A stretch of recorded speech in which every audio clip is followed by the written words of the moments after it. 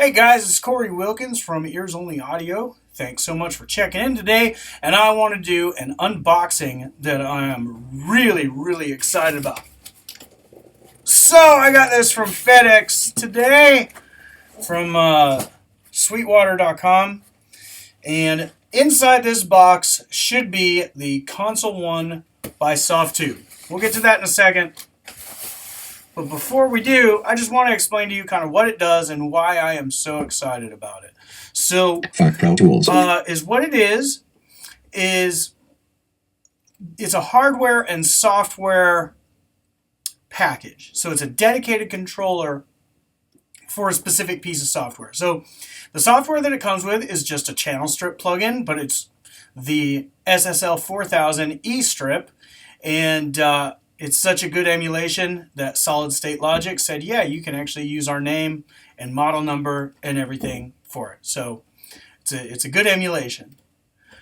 But rather than just be a plugin, that you just manipulate with your mouse or your keyboard or whatever, you actually have a control surface with knobs and buttons and stuff on it, like an actual analog channel strip. So you're not using like an actual analog console, but you're using an analog feel to control a plugin.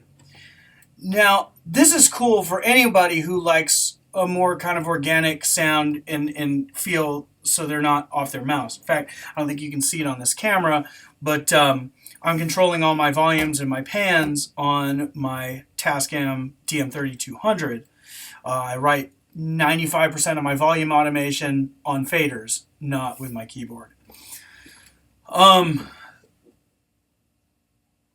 But even more than that, for me, as a blind user of Pro Tools, I'm excited about it because I'm hoping it will speed up my workflow. So, sure, I will have to put the plug-in, the Softube SSL 4000 channel strip. I'll have to put that on my track, or on all of my tracks, more likely. And right now, I just use the channel strip that comes with Avid on all of my tracks. So nothing different and earth-shattering there. Except I have to go through a process when I should be listening to the music. I have to go through a process of listening to voiceover to make sure I'm manipulating the correct parameters and so forth. So, for example, I have a song by Eddie Salcedo up here. This is called Birthday Suit. It's going to be on his new EP, which comes out July 25th. Recorded here, mixed here. This is a mix that he was doing. I was giving him a little bit of mixing tips and stuff, but I've taken all the plugins off the vocal except for the channel strip, and I've neutralized all the settings on that. So let's just dial in a little bit of EQ on this vocal, and you can kind of see what all I have to go through to make this happen, and how kind of inconvenient it is and how much easier it could be with a dedicated hardware controller. So in order to open up the plugin, I've got to double tap the number 1 because it's in my A slot in Pro Tools. Plugin, channel strip. Okay, we got the channel strip plugin open. Now I have to hit a key command to get to the bottom of this window where I can actually interact with the parameters. FXTDM edit view, plugin. Now I've got to hit a key command to interact with all the different parameters that are available to me on this channel strip. In FXTDM edit view. Now I've got to use my arrow keys to get all the way over to, say, a high pass filter. 0 pick 4 out in 0 out in 0 out in 0 pick 1 out E out 20 0.120.6 hertz. As if that's not annoying enough after 2 hours of mixing. And then I have to hit another key command to get inside this high pass filter so I can move it up. In vertical parameter. Now I need to hit play and start moving up the high pass filter on this vocal. 21 64.1 hertz, 65 100 113 point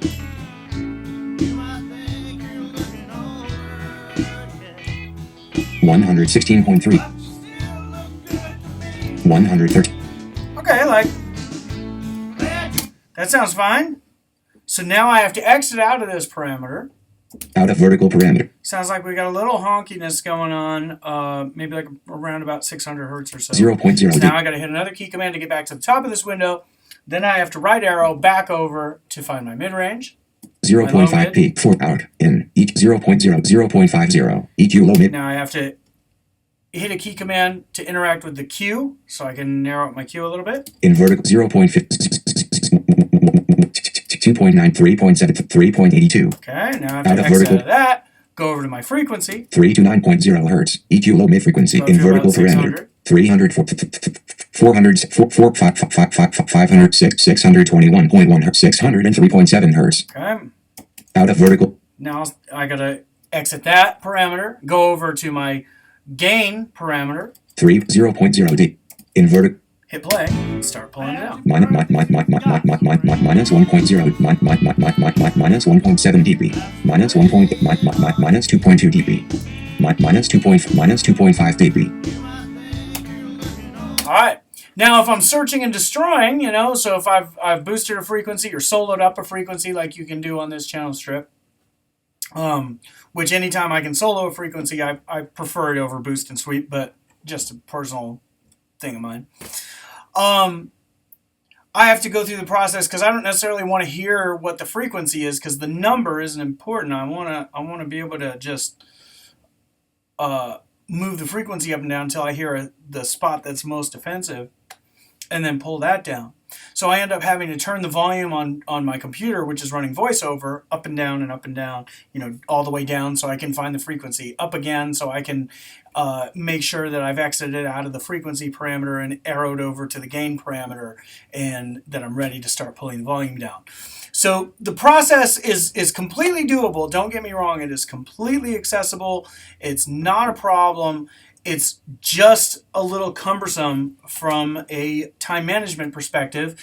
And here at the studio, I do everything by the song, not by the hour. So obviously, within reason and still making sure that the quality is good, I want to find every possible way to make sure that I'm working as quickly as I can. So let's open up this box. See what we've got in here. I don't know which is the top, but it looks like the tape is pretty much falling apart on this side.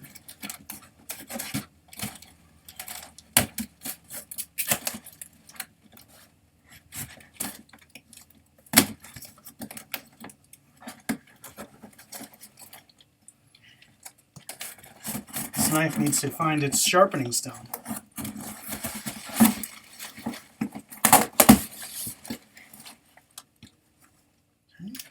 Should be good for that.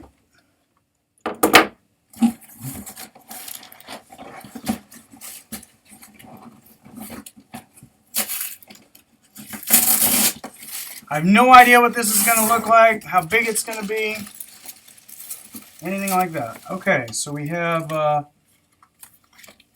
little bit of paperwork here. Not sure what that is. Bubble wrap.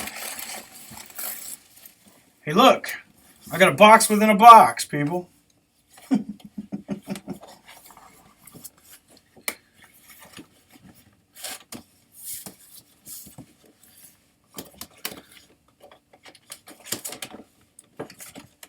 Okay, it looks like let's come over here.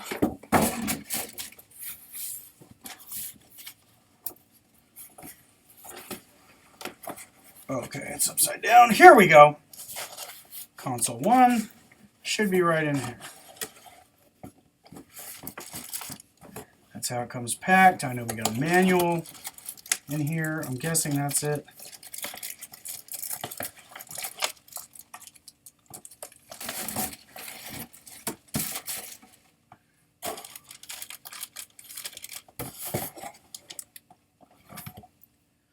Okay. Hope you can see that. Let me just pull it out of the box. Well, it's not too big. That's nice. So, I mean, we're looking at something that's, what, about the size of a keyboard, really. Like a computer keyboard. feels real sturdy. It's heavier than you might imagine.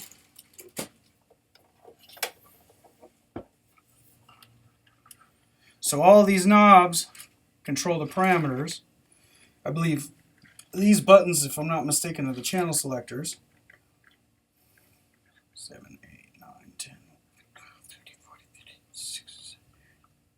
Yep, there's 20 of them, and you can do 20 channels at a time, and then you can like bank up and bank down. These are endless encoders, which I am a little bit worried about. But I like that they're spaced apart pretty well. They're good size. They're easy to get a hold of and turn. As you can see, the only thing that you really have on the back is just this USB right here.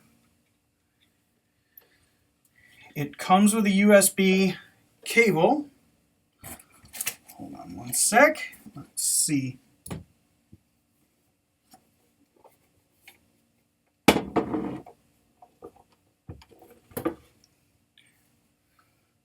Let's see what this cable's all about. Let's see how long it is. Length may be a possible sticking point here. Okay. So that should be plenty enough. From what I understand, this is pretty easy to set up. Pretty much plug it in, go to the website, download the software, register it with iLock, and you're ready to go. So, oh, this must be the, no, this must be a catalog or something. Holy cow. I was going to say this must be the manual, but if that's the manual, I quit. And hey, the other really awesome thing from Sweetwater. Every time I've ordered something from Sweetwater, candy. And you know, even if you return something, you know, they like you to have the original box and stuff like that. You don't have to return the candy. So, winner right there. All right, guys, that is the Softube Console 1, and it comes with the SSL 4000E channel strip.